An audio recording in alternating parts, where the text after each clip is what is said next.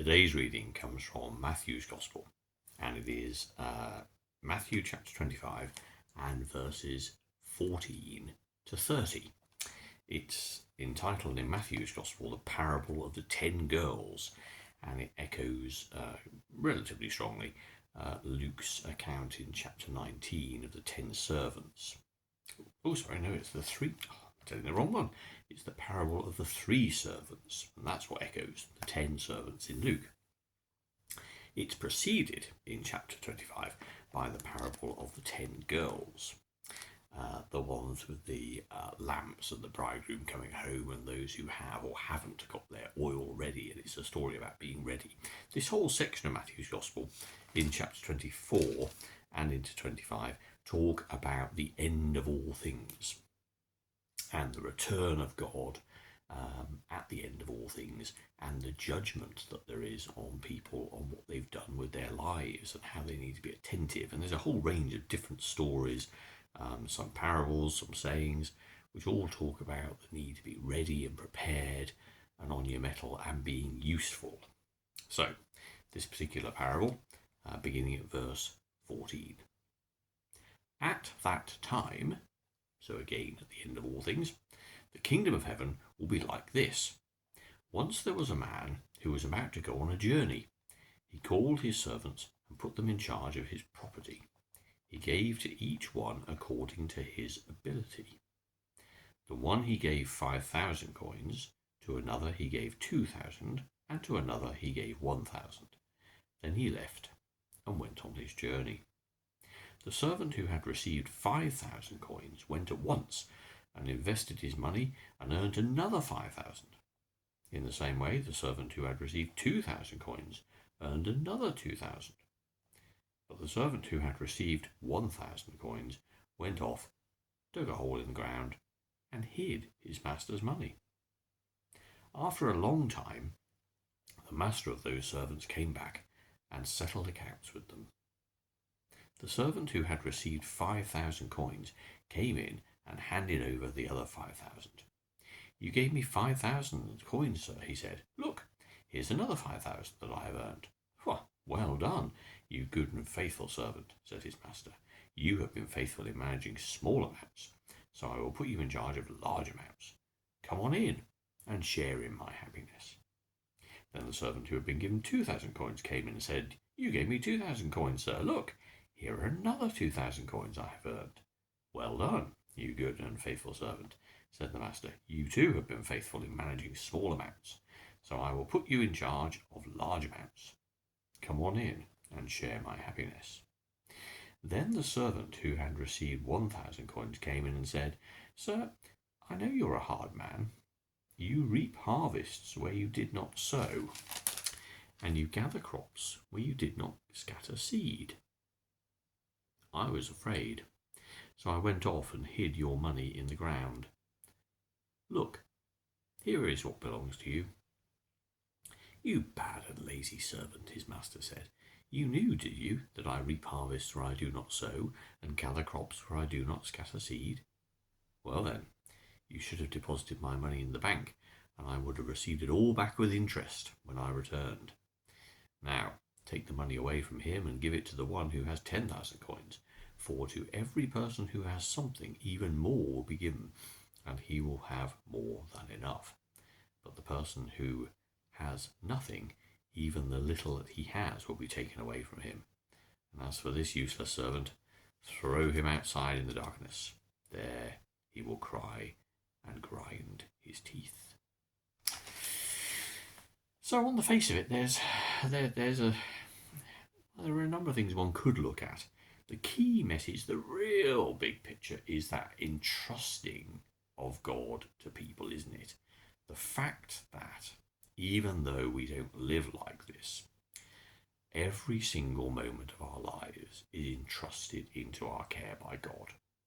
Every breath we take, the fact that our hearts beat and our circulatory system send oxygen around our bodies and we are alive, is a gifting. Just think back to all those mornings when you got out of bed and thought, oh man, I've got to go to work, or whatever it might be, and you've not appreciated the fact that you are alive. It sounds so obvious, and yet, of course, for all of us, life, in our own ability to comprehend it, can seem sometimes so very long. It can seem so very short, of course, sometimes too. But we just take it for granted. It's another day. So what? What are we going to do? We'll find something to do, but, something that satisfies our own pleasures and something that is just something for our own ends. We find it difficult to live in the moment, to be people who are childlike in our approach to life and recognize the beauty and the joy of creation. Jesus talks a lot about being childlike and how it is those people who are childlike who can really find it easiest to enter the kingdom of heaven, because they see what is good and they take great delight in it. And that is our calling, isn't it? To see life, not just the created world, but people, relationships, others, as a joy to encounter, as an opportunity to shine, to share God's love, and to be people who uphold others, walk the journey with others, support, care, create, enthuse, encourage. These are all the things that we're called to do. But of course, it's so easy sometimes, isn't it, to just think, oh, well, I'll flop down on the sofa and just, chill out. And that's fine if we enjoy it and we thank God for it. But if we just take it as our right, just like our health, sometimes people feel so hard done by when ill health comes or when something goes wrong with our physical bodies. It's like, well, why is this happening to me? And yet, of course, all of these things are perfectly natural. Always, in the good times and the bad, it is our state that we have been entrusted with time and energy and health and life by the God who gave it to us. And the only question we ever have to ask is, what are we going to do with it? It being time, ability, opportunity, life itself. How are we going to use it? Because one day it will be gone. One day we won't be able to. So what are we going to do? And obviously, into that vacuum of questioning fall so many different things, and inevitably they start by being our selfish desires, the things that make us personally happy, the things that make us feel important and loved. And so often, of course, those are the negative things, because to raise ourselves up is often to put others down. In God's kingdom, all are loved and all are gifted. Whether we've 10,000, 5,000 or 1,000 coins, each one of us has special and unique gifts and talents. We can use them for the benefit of other people, whatever they may be. We can use them and celebrate God's love for us in the using. These are all options to us. And every single waking moment we have that option. Do we live for ourselves, or do we live for the God who made us and loves us and holds us in God's strong, loving arms? Do we look at the world as if it is a threat to our happiness, something to be conquered and mastered, and people around us, people to be enslaved and ignored? Or do we look at all creation and all the world and see God's great love, and in seeing it, delight in it?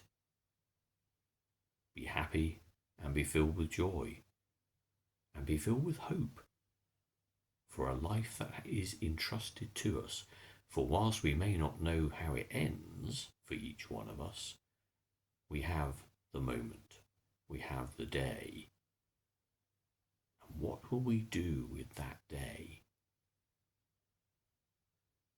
Praise God that we recognize that it is God who gives us everything, that we understand our place in the created order, and that we live our lives as we were made to do, to love and serve others, and to give praise to the God who made us.